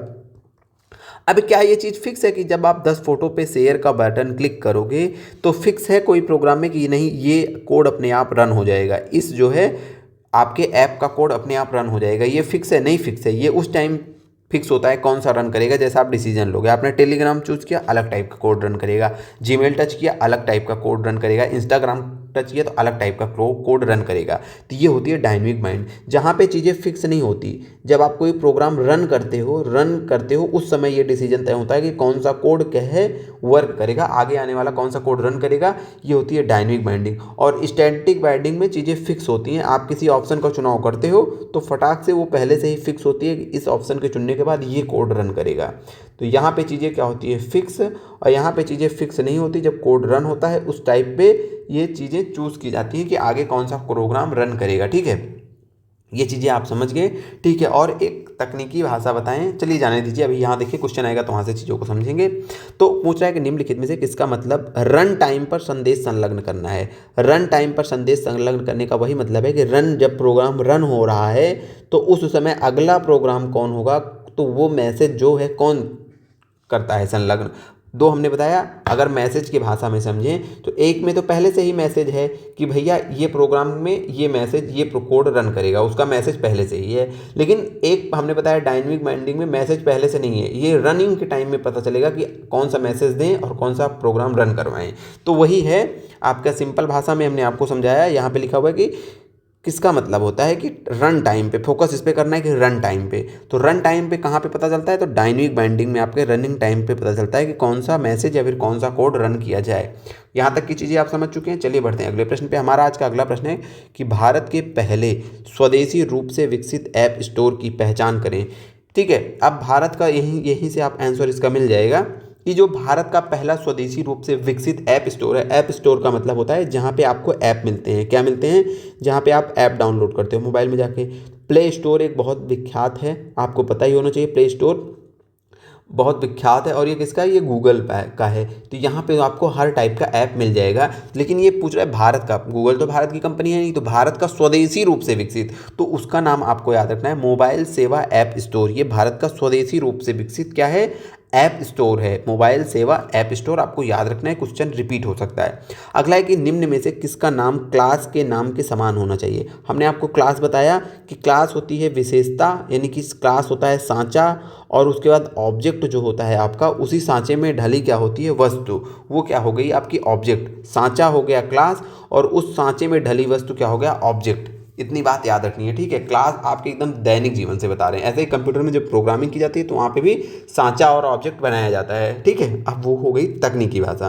तो यहाँ पे आपको याद रखना है कि किसका नाम क्लास के समान होना चाहिए, तो वो होता है आपका कंस्ट्रक्टर। अगर आपसे पूछे किसका नाम क्लास के समान होना चाहिए, वो होता है कंस्ट्रक्टर। आप कहेंगे अच्छा कंस्ट्रक्टर क्या है? कंस्ट्रक्टर हमें नहीं समझ में आया तो यहीं समझ लीजिए चीज़ों को। कंस्ट्रक्टर होता है, ये एक विशेष मेथड होता है। क्या होता है? ये एक विशेष मेथड होता है। आप कहेंगे विशेष मेथड होता है, किस चीज़ का विशेष मेथड होता है? कि इस चीज़ का विशेष मेथड होता है कि जब आप किसी क्लास से किसी ऑब्जेक्ट को जन्म देते हैं, यानी कि जब हम किसी सांचे में किसी वस्तु को बनाते हैं, जब हम सांचे में किसी वस्तु को बनाते हैं, तो इस वस्तु की शुरुआती, ठीक है, इस वस्तु का जो शुरुआती रूप होता है, शुरुआती स्टार्टिंग का जो रूप होता है, शुरुआती रूप होता है, इस रूप को देने का काम कौन करता है? कंस्ट्रक्टर करता है, ठीक है। कंस्ट्रक्टर करता है। यानी कि जो आपका सांचा है, उस सांचे से आप एक वस्तु बना रहे हो, तो बिना फिनिशिंग स्टार्टिंग में जो आप सांचे से वस्तु आ गई, जैसे आपने एक वस्तु मूर्ति बनाई, ठीक है, वो बनाई, डॉल बनाई आपने एक सांचे में, ठीक है। अब वो डॉल का जैसे ही सांचे में जो रखने पे, जो मिट्टी का रखने पे जो स्टार्टिंग रूप आ जा रहा है ना, उस रूप को कौन लाता है? उसको बोलते हैं कंस्ट्रक्टर। इसको क्या बोलते हैं? कंस्ट्रक्टर बोलते हैं, ठीक है। बाद में आप इसमें कलर करोगे, काफ़ी चीज़ें करोगे, इसमें सफाई लाओगे ताकि वो और अच्छी दिखे, तो वो चीज़ें अलग हैं। स्टार्टिंग का जो शुरुआती रूप देता है वो कौन देता है? वो कंस्ट्रक्टर देता है। तो इसी प्रकार जैसे आपने कोई क्लास बनाया, ठीक है, प्रोग्राम में, अब उससे रिलेटेड आपको एक ऑब्जेक्ट बनाना है, तो उस ऑब्जेक्ट का जो स्टार्टिंग रूप होगा वो कौन देगा? वो आपका कंस्ट्रक्टर होगा। और इस कंस्ट्रक्टर का नाम हरदम इस क्लास के समान होता है। जिस क्लास का वो कंस्ट्रक्टर है उसका नाम, जैसे अगर आप एक उदाहरण दे रहे हैं, अगर क्लास का नाम ए है तो कंस्ट्रक्टर का नाम भी ए होगा, दूसरी क्लास का दूसरा कंस्ट्रक्टर होगा, तीसरी क्लास का अलग कंस्ट्रक्टर होगा। तो ये याद रखना है कि जिसका उसका नाम क्लास के नाम के समान होना चाहिए। ये बात भी आपको याद रखनी है। दोस्तों हो सकता है कि अभी आपको जो है माइक थोड़ा सा आवाज़ सही से थोड़ा सा स्लो हो गई हो। उसका रीज़न ये है कि माइक डिस्चार्ज हो गया था। मतलब होता क्या है कि ना, जैसे जैसे उसकी बैटरी लो होती है वो उसकी कैचिंग पावर स्लो होती चली जाती है। हमें ऐसा भी फील हुआ। बहरहाल देखते हैं, क्लास रिकॉर्ड करने के बाद ज़्यादा प्रॉब्लम नहीं होगी तो क्लास ऐसे अपलोड कर देंगे, ठीक है। आप लोग एडजस्ट कर लीजिएगा क्योंकि ज़्यादा टाइम बचता नहीं है अभी इसके बाद। अब इतने लेट हो जाएगा कि फिर से क्लास नहीं रिकॉर्ड कर पाएंगे, तो आपको प्रोवाइड कर देंगे। ज़्यादा प्रॉब्लम होगी तो नहीं प्रोवाइड करेंगे, और अगर थोड़ी सी प्रॉब्लम हुई होगी तो प्रोवाइड करा देंगे। अगला क्वेश्चन है, ठीक है, ये क्वेश्चन हो गया कंस्ट्रक्टर का। आशा करते हैं कि आपने सुना होगा इस चीज़ को। अगला क्वेश्चन है हमारा कि निम्नलिखित में से किसे ओवरलोड किया जा सकता है? किसको ओवरलोड किया जा सकता है? तो अभी हमने देखा कि ओवरलोडिंग, फंक्शन ओवरलोडिंग के बारे में हमने पढ़ा था ना, कि फंक्शन एक ही फंक्शन है, काम अनेक करेगा। पढ़ाई हमने पहले से एक फंक्शन ओवरलोडिंग। तो अगर आपको सीधा सा वो चीज़ें दिख जाए तो फंक्शन ही होता है जिसको ओवरलोड किया जाता है। एक फंक्शन डाल के अलग अलग कामों के लिए एक ही फंक्शन आप होगा, लेकिन कई सारे अलग अलग काम कर सकता है, तो फंक्शन को ओवरलोड किया जा सकता है। फंक्शन ओवरलोडिंग क्या है हमने देखा भी है। फंक्शन ओवरलोडिंग क्या है हमने देखा भी है। अगला क्वेश्चन है कि निम्नलिखित में से क्या एक प्रयोजन उन्मुख या प्रयोजन आधारित क्रमादेशन प्रोग्रामिंग भाषा नहीं है? कह रहा है कि कौन सा एक प्रयोजन उन्मुख। प्रयोजन उन्मुख का मतलब पता है? Object oriented. जो हिंदी में लिखा है इसको इंग्लिश में ऑब्जेक्ट ओरिएंटेड बोलते हैं। तो वही पूछ रहा है कि जो ऑब्जेक्ट ओरिएंटेड प्रोग्रामिंग होती है उसकी भाषा इनमें से कौन सी नहीं है। तो आइए वापस, अभी हमने आपको ऑब्जेक्ट ओरिएंटेड के लिए कई सारी भाषाएं बताई थी, याद है कि नहीं याद है? जैसे हमने बताया था आपका ऑब्जेक्ट ओरिएंटेड के लिए C++ हो गया, पाइथन हो गया, जावा हो गया, 3 ये बताई थी। सी हो गया, फोर्टान हो गया, कोबाल हो गया, ये सब ऑब्जेक्ट ओरिएंटेड नहीं है, सी, फोर्टान और कोबाल। अब अगर आपको ये छः वो याद होगी कौन सी है कौन सी नहीं है, तो आप आसानी से क्वेश्चन सॉल्व कर लोगे। आप कहोगे हाँ अब नहीं है, यहाँ पे देखिए सी है, तो सी जो होती है आपकी, अभी हमने आपको बताया कि जो आपकी सी है, जो आपकी फोर्टान है, जो आपकी कोबाल है, ये ऑब्जेक्ट ओरिएंटेड नहीं है। ऑब्जेक्ट ओरिएंटेड कौन सी है? सी प्लस प्लस है, पाइथन है, जावा है, बाकी पर्ल रूबी भी आपको याद कर लेना चाहिए। लेकिन पर्ल रूबी ना भी याद हुई होती तो आपको तब भी पता था कि सी जो है, सी, फोर्टान और कोबाल, ये तीनों ऑब्जेक्ट ओरिएंटेड नहीं है। तो इसका राइट आंसर ये हो जाएगा। अगला प्रश्न है कि वाटसन कंप्यूटर निम्नलिखित में से किस कंपनी का प्रोडक्ट है? वाटसन नाम का एक कंप्यूटर बनाया गया, तो वही पूछा है कि ये किस कंपनी का किस कंपनी का ये प्रोडक्ट है जो वाटसन कंप्यूटर है। तो इसके बारे में आपको याद रखना है कि जो वाटसन कंप्यूटर है ये आपकी IBM जो कंपनी है उसका ये है, ठीक है। किसका है? ये है IBM का ये प्रोडक्ट है। ये एक सुपर कंप्यूटर है। ये क्या है? ये एक सुपर कंप्यूटर है। इसकी विशेषता क्या है पता है आपको? इसकी विशेषता ये है कि ये सुपर कंप्यूटर मानव भावनाओं को समझता है, मानव की जो भावनाएं हैं उसको समझता है, आपको ये बात याद रखनी है। और हमारी आपकी जो भाषा है उसको भी समझता है। आजकल तो सारे कंप्यूटर से लगभग समझने लगे हैं हमारी भावनाओं और भाषाओं को, लेकिन ये जो है वाटसन IBM ने इसको बनाया है और ये वाटसन कंप्यूटर इसका नाम है। और इसकी विशेषता क्या है कि मानव की भावना और मानव की भाषा को समझता है, ठीक है। नाम क्या है? वाटसन। और कंपनी कौन सी? IBM। तो हो सकता है नेक्स्ट टाइम क्वेश्चन किसी रूप में आ जाए तो आप इसका आंसर आप सही करिएगा, ठीक है। इस बार वाटसन पूछा है, अगली बार पूछेगा कि IBM के द्वारा निर्मित वह कौन सा कंप्यूटर है जो मानव भावनाओं और भाषा को समझता है। कई सारे ऑप्शन दे देगा तो उसका तब उस समय वाटसन आपको चूज करना है। और अभी तो वाटसन के बारे में ही पूछ रहा है, ठीक है। अगला क्वेश्चन है कि कंप्यूटर शब्दावली में PDF का पूर्ण रूप क्या होता है? अब इसका आंसर आप लोग कमेंट में बताइएगा, हमने कई बार बताया, ठीक है। ये क्वेश्चन आपके लिए है और कमेंट किया करिए, ठीक है। अगला क्वेश्चन है कि जुलाई 2019 में ईस्ट कोस्ट रेलवे ने इलेक्ट्रॉनिक रूप से सूचना प्रदान करने और डिजिटल इंडिया को बढ़ावा देने के लिए किस मोबाइल ऐप को लॉन्च किया? ईस्ट कोस्ट रेलवे ने पूछा किस मोबाइल ऐप को लॉन्च किया, तो ये आपका उस समय करंट से रिलेटेड क्वेश्चन था। इसका नाम था ई कोर पैसेंजर ऐप। ई कोर पैसेंजर ऐप किसने लॉन्च किया? ई कोस्ट रेलवे ने। ईस्ट कोस्ट किसने? ईस्ट कोस्ट रेलवे ने कौन सा ऐप लॉन्च किया? ई कोर पैसेंजर, ठीक है। ई कोर पैसेंजर ऐप लॉन्च किया। अब इस क्वेश्चन को आपको पढ़ना है, पढ़ने के साथ ही अपने दिमाग में ये बात लानी है कि जो भी कोई प्रोग्राम है, कोई ऐप है, ठीक है, कोई पोर्टल है जो कि पिछले 2 से 3 महीनों में लॉन्च हुए हैं, क्या लास्ट 6 महीने में, और जो मोस्ट इम्पॉर्टेंट हैं जो कि बार बार न्यूज़ में रहते हैं, उन सारे पोर्टल्स का, ऐप्स का आपको नाम क्या करना है? याद करना है। किस विभाग में ने लॉन्च किया, यानी कि किस डिपार्टमेंट ने, किस मंत्रालय ने, ये चीज़ें भी आपको याद रखनी है, ठीक है। ये है आपका होमवर्क। करंट अफेयर जब जैसे पूछते हैं ना कि सर करंट में क्या पढ़ें, तो करंट में ये पढ़ो। UP से लगातार क्वेश्चन पूछा हुआ है, तात्कालिक समय के जो भी, जैसे अभी लास्ट में पूछा हुआ था किसी पेपर में, ये सारे क्वेश्चन बहरहाल आपके लास्ट पेपर के ही हैं। चलिए बढ़ते हैं अगले प्रश्न की ओर। अब आज का हमारा अगला प्रश्न है कि इनमें से कौन सी कंप्यूटर प्रोग्रामिंग भाषा नहीं है, ठीक है। कौन सी कंप्यूटर प्रोग्रामिंग भाषा नहीं है? C++ आपने सुना ही, ऑब्जेक्टिव सी भी अभी हमने देखा था, सी, ठीक है। ये है आपका C हैशटैग। अगला है कि A@, तो ऐसी कोई भी प्रोग्रामिंग भाषा नहीं है जिसका ये नाम हो। तो ये तो सीधी सीधी जो है क्या हो गई, आपकी फैक्चुअल चीज़ हो गई कि आपको याद रखना है कि इस टाइप की कोई भाषा नहीं है। जो इंपॉर्टेंट भाषाएं हैं उनका नाम आपको याद रखना है, ठीक है। अभी हो सकता है कि सेम टाइप का क्वेश्चन फिर से आ जाए, उसमें भी ऑप्शन में A@ हो, तो ऐसी कोई भाषा नहीं है जिसका नाम A@ हो, ठीक है। अगला क्वेश्चन है कि वाणिज्य और उद्योग मंत्री सुरेश प्रभु ने लापता एवं परित्यक्त बच्चों का पता लगाने के लिए एवं उन पर निगरानी रखने के लिए भारत में एक मोबाइल ऐप लॉन्च किया। हमने बताया ना कि आपके जो भी इंपॉर्टेंट मोबाइल ऐप और पोर्टल लॉन्च हुए हैं, अभी हमने ई कोर देखा ना, ईस्ट कोस्ट रेलवे ने लॉन्च किया ई कोर ऐप, वैसे ही यहाँ पे भी एक ऐप लॉन्च हो रहा है वाणिज्य और उद्योग मंत्रालय के द्वारा। उसका नाम है रीयूनाइट। क्या नाम है उसका? नाम है रीयूनाइट। ये क्यों है पता है? यहाँ पे लिखा है कि जो लापता एवं प्रत्यक्त बच्चे हैं उनसे संबंधित जानकारी को रखने के लिए रीयूनाइट ऐप आपका लॉन्च हुआ है। तो अब आपको क्वेश्चन देख के प्रीवियस ईयर क्वेश्चन का यही महत्व है, और करंट में अब क्या पढ़ना है वो चीज़ें आपको यहीं से मिलती है कि आपको जो भी पोर्टल है, हमने अभी फिर से इसको मैं दोहरा रहा हूँ कि जो भी पोर्टल है, जो भी ऐप्स हैं, मैं करंट नहीं पढ़ा रहा हूँ, तो ये आपको करंट में फोकस करना है कि कोई पोर्टल, और अब करंट में किन क्वेश्चन पे फोकस किया जाए, वो ये बात इसलिए है कि जो भी ऐप और पोर्टल आए हुए हैं लास्ट मिनिमम 6 मंथ का, आप तैयार करना चाहें तो 1 साल का तैयार कर लें, कि वो अब उसमें पढ़ना क्या है, कहानी नहीं पढ़नी है, किस विभाग, किस डिपार्टमेंट ने या किस मंत्रालय ने लॉन्च किया, ये आपको याद रखना है, ठीक है। मंत्रालय या विभाग में, पहली चीज़। दूसरी चीज़, वो लॉन्च क्यों किया गया है, उसका उद्देश्य क्या है, क्यों, ठीक है। ये 2 बातें आपको मोस्ट इंपॉर्टेंट याद रखनी है, किस मंत्रालय में और उसका उद्देश्य क्या है, ठीक है। देखिए सेम टाइप के क्वेश्चन आ रहे हैं। आगे देखिएगा, एक दो क्वेश्चन आपको अभी और मिलेगा। लिख रहा है कि निम्नलिखित में से कौन सा डेटाबेस सॉफ्टवेयर का एक उदाहरण है। डेटाबेस सॉफ्टवेयर का उदाहरण है। हमने आपको डेटाबेस पढ़ाया था। अब आप याद करिए, जब हमने आपको डेटाबेस पढ़ाया था तो इस क्वेश्चन का आंसर आपको उसी टाइम बता दिया गया था। ये तो अब जहाँ से हमने क्वेश्चन उठाया है वहाँ से फिर क्वेश्चन रिपीट हुआ है।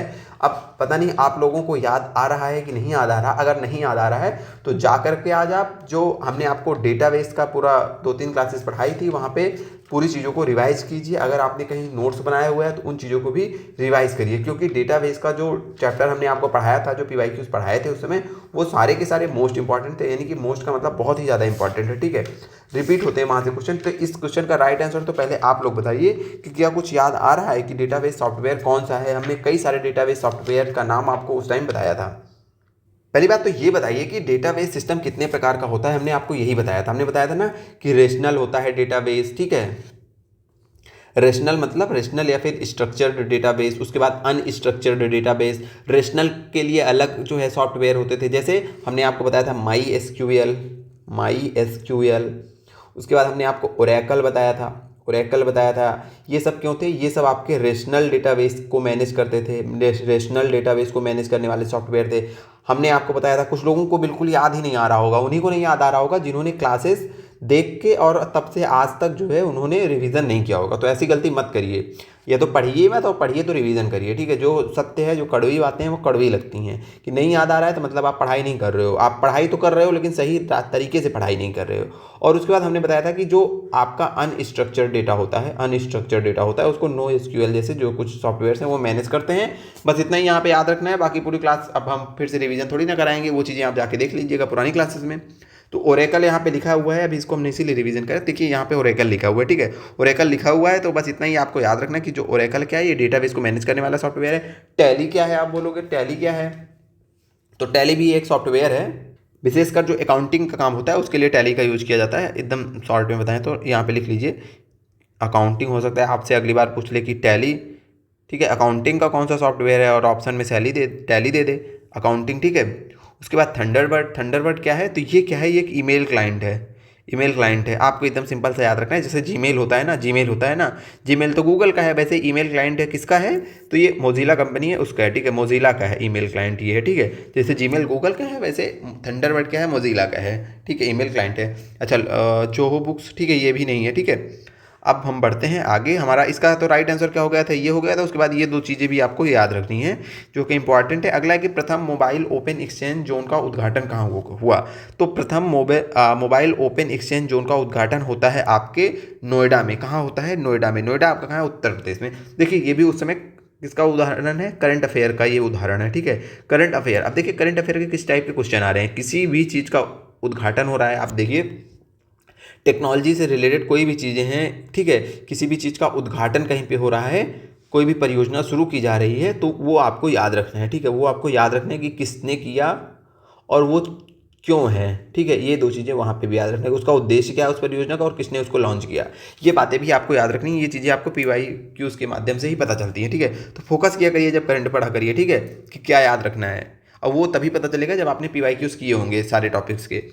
अगला है कि भारत के किस राज्य में सर्वप्रथम ट्विटर सेवा योजना आरंभ की? देखिए आ रहा है ना। अब आपको मतलब देखिए कंप्यूटर पढ़ रहे हैं तो अब आपको इस समय ध्यान देना है कि कोई भी परियोजना जो कि इस फील्ड से रिलेटेड है, ठीक है, कोई भी पोर्टल, ठीक है, कुछ भी चीज़ें अगर लॉन्च हो रही हैं, शुरू की जा रही हैं, तो करंट अफेयर में उनको पढ़ा करिए, तो उनको अलग से नोट्स बना लिया करिए। साइंस एंड टेक भी आपके सिलेबस में है। साइंस एंड टेक में देखिएगा मोस्ट क्वेश्चन जो है आपके करंट से रिलेटेड आएंगे, ऐसे डायरेक्टली इनडायरेक्टली 5 में से 3-4 क्वेश्चन आएंगे। जो आप इतना परेशान है कहाँ से पढ़े साइंस टेक, कहीं से मत पढ़िए। पूरा करंट 6 महीने में जितने भी साइंस एंड टेक से रिलेटेड आपके हुए हैं डेवलपमेंट, चाहे वो आपका अंतरिक्ष से रिलेटेड हो या फिर इन्वायरमेंट से भी काफ़ी चीज़ें होती हैं साइंस एंड टेक से रिलेटेड, ठीक है, नैनो टेक्नोलॉजी, बायोटेक्नोलॉजी, आप उसके कोर में ना जाके पढ़िए, उसका करंट देखिए, करंट में जो डेवलपमेंट हुए हैं और उसके साथ उससे जुड़े हुए 1-2 पॉइंट्स जो कि फैक्चुअल पॉइंट्स है, स्टैटिक जीके से जुड़े हुए पॉइंट है, उनको कवर करिए और 5 में से आप आराम से 4 क्वेश्चन सॉल्व करोगे इस तरीके से। ठीक है, बाकी पूरी कहानी आप पढ़ रहे हैं तो बिल्कुल पढ़ाई करिए, सबका अपना अपना तरीका होता है। मैंने जो बताया वो मेरा तरीका है। तो ट्विटर सेवा आपको याद रखनी है, आपके जो हमारा प्यारा उत्तर प्रदेश है वहाँ पे लॉन्च होती है। और इस परियोजना को जो है लॉन्च किया गया, जैसे मतलब ये है ना कि आप ट्विटर पे कोई भी मतलब ट्वीट करके आप अपना पुलिस को जो है अपनी जो आप शिकायत दर्ज करा सकते हैं। ये थी ट्विटर सेवा, और इसको आपके लॉन्च किया आपके उत्तर प्रदेश गवर्नमेंट ने, ये बात आपको याद रखनी है। अगला क्वेश्चन है कि भारत में प्रथम मोबाइल सेवा प्रारंभ की गई। भारत में प्रथम मोबाइल सेवा कब प्रारंभ किसके द्वारा प्रारंभ की गई, ये क्वेश्चन यहाँ पे है। ठीक है, तो आपको ये बात याद रखनी है कि जो भारत में प्रथम मोबाइल सेवा थी वो लॉन्च की गई थी आपकी मोदी टेलस्ट्रॉ के द्वारा। किसके द्वारा, तो मोदी टेलस्ट्रॉ के द्वारा लॉन्च की गई थी। और ये कब लॉन्च की गई थी, तो ये 1995 यानी कि 1995 में ये लॉन्च की गई थी। पूर्णतः स्टैटिक पॉइंट है, तो यहाँ पे कोई डिस्कशन का विषय तो है नहीं। अगला है कि कंप्यूटर प्रणाली में कौन सी प्रोग्रामिंग भाषा नहीं है। कौन सी प्रोग्रामिंग भाषा नहीं है, कोबाल है, फोर्टान है, पास्कल है, सारी प्रोग्रामिंग भाषाएं हमने पढ़ा है इसके बारे में। लेकिन लोटस क्या है, प्रोग्रामिंग भाषा नहीं है, बल्कि ये एक सॉफ्टवेयर कंपनी का नाम है। सॉफ्टवेयर कंपनी का नाम है, ये कोई प्रोग्रामिंग भाषा नहीं है। ठीक है, बढ़ते देखिए, जिस प्रश्न में हम स्पीड की जरूरत होती है वहाँ पे स्पीड पकड़ लेते हैं, क्योंकि यहाँ पे कोई समझाने वाली चीज़ें नहीं है, स्टैटिक दिखे हैं। आपको आती है तो अच्छी बात है, नहीं आती तो रट लीजिए। अगला है कि निम्न में से कौन सी लैंग्वेज पास्कल से प्राप्त सिस्टम प्रोग्रामिंग लैंग्वेज है एवं रक्षा एप्लीकेशन के लिए अभीष्ट है। अब यहाँ पे हम आपको इसी क्वेश्चन के साथ कुछ और प्रोग्रामिंग भाषाओं के नाम बताते हैं। देखिए, याद करिए और इन चीज़ों को लिख लीजिए। हमने पहले से ही कई सारी प्रोग्रामिंग भाषाओं के नाम आपको बताए हुए हैं, जहाँ से जो चीज़ें रिलेटेड हैं। यहाँ हम अब चर्चा करेंगे। सबसे पहले फोर्टान। फोर्टान के बारे में कुछ नहीं बताएंगे, इसका दोनों जवाब आप देंगे कि फोर्टान भाषा का फुल फॉर्म क्या है। ठीक है, इसका फुल फॉर्म आप बताइएगा। और इसके बारे में एक पॉइंट याद रखिएगा कि जो ये उच्च स्तरीय दुनिया की पहली उच्च स्तरीय भाषा है। हमने इसके बारे में बताया था। ये क्या है, दुनिया की फर्स्ट उच्च स्तरीय क्या है, लैंग्वेज है, उच्च स्तरीय भाषा है। एक विशेषता इसकी ये हो गई। दूसरी विशेषता इसकी क्या है, दूसरी विशेषता इसकी ये है कि इसका यूज जो है, याद रखना है, कभी आपसे पूछे कि जटिल वैज्ञानिक गणनाओं में किस भाषा का यूज किया जाता है, जटिल वैज्ञानिक गणनाओं में, तो वो आपको याद रखना है कि जटिल वैज्ञानिक गणनाओं में आपकी किस भाषा का यूज किया जाता है, फोर्टान का। ठीक है, उसके बाद अगला आपको याद रखना है, मान लीजिए कोबाल याद कर लीजिए। ठीक है, कोबाल के बारे में भी क्वेश्चन आया हुआ है। कोबाल के बारे में क्या याद रखना है, तो यहाँ पे लिखिए, जो याद करना है बताएंगे। पहले तो इसका फुल फॉर्म लिख लीजिए। कोबाल का फुल फॉर्म क्या है, कॉमन, इसका नहीं पढ़ाए हैं तो इसको बता देने, फोर्टान का नहीं बताएंगे, आप कमेंट करके बताएंगे, कई बार पढ़ा चुके हैं। Common business oriented language. ठीक है, इसका यूज़ कहाँ होता है, इसका यूज़ होता है जो व्यावसायिक और वित्तीय काम होते हैं। बस यही कीवर्ड्स याद रखिएगा। ठीक है, व्यावसायिक एवं वित्तीय कार्यों में इसका यूज होता है। जैसे उसका जटिल वैज्ञानिक गणनाओं में होता है, वैसे इसका व्यावसायिक एवं वित्तीय कार्यों में होता है। इतनी बात आपको याद रखनी है। आप कहेंगे और एक आध बता दीजिए ताकि हमें आसानी हो, कुछ और चीज़ें पता चल जाए। जो याद कर लीजिए, पास्कल याद कर लीजिए। किसका नाम याद कर लीजिए, पास्कल याद कर लीजिए। ठीक है, पास्कल के बारे में क्या पढ़ना है, पास्कल के बारे में कुछ नहीं पढ़ना है। इतनी बातें याद रखिएगा कि ये जो है, जब स्टार्टिंग में ये भाषा आई थी तो इसका यूज जो है, जो आपकी शिक्षण संस्थाएं होती थी जहाँ पे आप सीखते हैं प्रोग्रामिंग वगैरह, शिक्षण संस्थाओं में, ठीक है, इसको जो है प्रोग्रामिंग के लिए एज अ स्टैंडर्ड लैंग्वेज बताते थे। ठीक है, प्रोग्रामिंग के लिए, ठीक है, प्रोग्रामिंग के लिए मानक भाषा के रूप में पास्कल को पढ़ाया जाता था। मानक भाषा के रूप में पास्कल को पढ़ाया जाता था। ठीक है, मानक भाषा के रूप में। बाकी अगर कुछ इससे रिलेटेड और पॉइंट आएंगे तो हम उसको देखेंगे। ठीक है, अभी एक बात याद कर लीजिए। ठीक, उसके बाद आती है आपकी एक भाषा आती है एडीए। क्या नाम आती है, उसका नाम होता है एडीए। और ये भाषा जो है ना, ये आपकी पास्कल से ही विकसित होती है। एडीए किससे विकसित होती है, तो एडीए जो है आपकी पास्कल से ही विकसित है। किससे विकसित है, ये पास्कल से ही विकसित है, पास्कल से ये विकसित हुई है ये भाषा। और इसका यूज कहाँ होता है, तो आपको याद रखना है कि जो रक्षा यानी कि डिफेंस से जुड़े हुए अनुप्रयोग होते हैं, विशेष रूप से जो रक्षा से जुड़े अनुप्रयोग होते हैं, रक्षा से जुड़े एप्लीकेशंस होते हैं, रक्षा से जुड़े एप्लीकेशंस हैं, वहाँ पे इस भाषा का यूज किया जाता है। ठीक है, अभी के लिए इतना ही आपको याद रखना है। उसके बाद हमने बताया पाइथन हो गई, आपकी रूबी हो गई, पर्ल हो गई, इनके बारे में याद रखना है कि ये जो है आधुनिक जो है ऑब्जेक्ट ओरिएंटेड स्क्रिप्टिंग लैंग्वेजेस हैं। ठीक है, इतनी चीज़ें चलिए देखते हैं, अभी बाकी जो होगा आगे देखेंगे। पूछ रहा है कि पास्कल से प्राप्त सिस्टम प्रोग्रामिंग लैंग्वेज कौन सी है जो कि रक्षा एप्लीकेशन के लिए अभीष्ट है, तो अभी हमने बताया वो आपका एडा हो गया। ठीक है, बाकी कुछ और चीज़ें बता दी हैं, आप याद रखिएगा। अगला है कि एक सामान्य त्रुटि का पता लगाने के लिए सीआरसी का फुल फॉर्म क्या है। सीआरसी क्या है, तो सीआरसी इसमें लिखा है कि ये क्या करता है, ये जो है डेटा एरर का पता लगाता है। एरर मतलब त्रुटि, तो सीआरसी है क्या, सीआरसी के बारे में याद रखना है कि ये डेटा एरर का पता लगाता है। किसका पता लगाता है, डेटा एरर का पता लगाता है। और इसके में क्या इंपॉर्टेंट है, इसका आप फुल फॉर्म याद कर लीजिएगा। तो इसका फुल फॉर्म होता है साइक्लिक रिडेंसी चेक, साइक्लिक रिडेंसी चेक, ये इसका फुल फॉर्म होता है। ये बात आपको याद रखनी है, ठीक है। बढ़ते हैं अगले प्रश्न की ओर। आज का हमारा अगला प्रश्न है कि कंप्यूटर भाषा कोबाल किसके लिए उपयोगी है। अभी हमने बताया कि व्यावसायिक और वित्तीय कार्यों के लिए कोबाल उपयोगी है। अगला प्रश्न है कि जटिल वैज्ञानिक गणनाओं के लिए किस भाषा का प्रयोग किया जाता है। स्टार्टिंग में ही हमने बता दिया फोर्टान। देखिए, आप एक प्रश्न अच्छे से करते हैं तो कई सारे प्रश्न आपको मिल जाते हैं, यही होता है प्रीवियस ईयर का इंपॉर्टेंस, ठीक है। तो ये हो गई आज की क्लास समाप्त, ठीक है। अब बताइए क्लास कैसी लगी, ठीक है। स्टार्टिंग में हमने 6-7 मिनट डिस्कशन के लिए लिए हैं, उसके लिए हम आपसे फिर से माफ़ी चाहते हैं।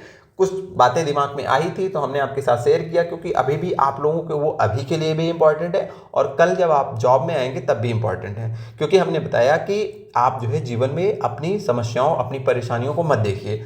आपके जीवन में समस्याएं, हर व्यक्ति के जीवन में समस्याएं हैं, और ये समस्याएं आपके जीवन में तब तक चलती रहेंगी जब तक हमारी और आपकी सेवा यहाँ से नहीं समाप्त हो जाएगी, रिचार्ज खत्म हो जाएगा। यानी कि जब हम आप यहाँ से चले जाएंगे इस जगत को छोड़ करके, तब तक वो सारी समस्याएं चलने वाली हैं। और यदि हम समस्याओं को देखेंगे और हम अपने गोल जो हमें अचीव करना है उसको इसलिए इग्नोर करेंगे कि अभी इस पे हमें वर्क नहीं करना है, जब सारी परिस्थितियां हमारे अनुकूल होंगी तब वर्क करेंगे, तो ये पूर्णतः गलत है। क्योंकि कभी भी परिस्थितियां आपके अनुकूल नहीं होंगी। आप गहनता से सोचिए, परिस्थितियां अगर अनुकूल होती तो आपको काम करने की क्या ज़रूरत थी। इन्हीं परिस्थितियों को अनुकूल बनाने के लिए आपको काम करने की ज़रूरत है। और जब आप एक परिस्थिति को अनुकूल बनाएंगे तो दूसरी विषम परिस्थिति आ जाएगी। यही जीवन का सत्य है, ठीक है। तो अभी आपको लग रहा है कि पढ़ाई नहीं हो रही है, मेरी जॉब है, मेरी शादी हो गई है लड़कियों के लिए, मुझे बच्चों को संभालना है, मुझे फैमिली को संभालना है, कोई बात नहीं, संभालिए। आपकी रिस्पॉन्सिबिलिटी है, आप ही निभाएंगी, आप ही निभाएंगे, ठीक है। कुछ लड़कों को जॉब करनी होगी, कुछ लोग प्राइवेट जॉब कर रहे हैं, हाँ करनी है, आपकी रिस्पॉन्सिबिलिटी है, आपको करनी पड़ेगी जॉब। उसके साथ पढ़ाई करनी है, ये आपका है, इसको आपको करना है पढ़ाई, ठीक है। हमें जॉब करनी है, हम 8 बजे आ रहे हैं फील्ड से, हमें क्लास रिकॉर्ड करनी है, हम रिकॉर्ड करेंगे, क्योंकि ये मेरा एम है कि मुझे कुछ करना है और जीवन में कुछ करना है। मैं रिकॉर्ड करूंगा, मैं 2 बजे तक काम करूंगा, मैं 3 बजे तक काम करूंगा, मैं 2 घंटे कम सोऊंगा। अब मैं सोचूं कि यार नहीं, ये मेरी प्रॉब्लम है, मैं नहीं कर पा रहा हूँ, तो बहाने बनाना बंद करिए, ठीक है। सबकी लाइफ में प्रॉब्लम्स है और इन्हीं प्रॉब्लम्स को आपको सोल्यूशन ढूंढना है। सोल्यूशन है मेहनत, मेहनत करिए, अपने गोल को अचीव करिए। अभी आप पढ़ाई में समस्या आ रही, कल जॉब में भी समस्या आएंगी। बाकी मिलते हैं फिर से नई क्लास में। बताइए क्लास आपको कैसी लगी है। किसी भी प्रकार की इंप्रूवमेंट की जरूरत हो तो बिल्कुल हम तैयार हैं वो चीज़ इंप्रूव करने के लिए, ठीक है। बाकी क्षमा चाहते हैं, क्लासेस थोड़ा सा लेट आती हैं, थोड़ा सा देर आती हैं, ठीक है। हम कोशिश पूरी करते हैं कि समय से क्लासेस दे दी जाए, ठीक है। अभी भी हम आने के बाद हमने बताया आपको कि क्लास रिकॉर्ड कर रहे हैं। बाकी कंप्यूटर हमने बोला है साथ समय कंप्लीट करवा देंगे, तो वो साथ समय आपको कंप्लीट करवा दिया जाएगा, और जो भी सब्जेक्ट इंपॉर्टेंट होंगे वो भी कराया जाएगा, ठीक है। किसी किसी दिन डिस्कशन थोड़ा सा ज़्यादा कर लेते हैं, तो उसके लिए भी थोड़ा सा भाई हम क्षमा चाहते हैं, और क्या कर सकते हैं। बाकी क्लास अच्छी लगी हो तो शेयर कर दीजिएगा अपने दोस्तों के साथ में। मिलते हैं फिर से किसी नई क्लास में।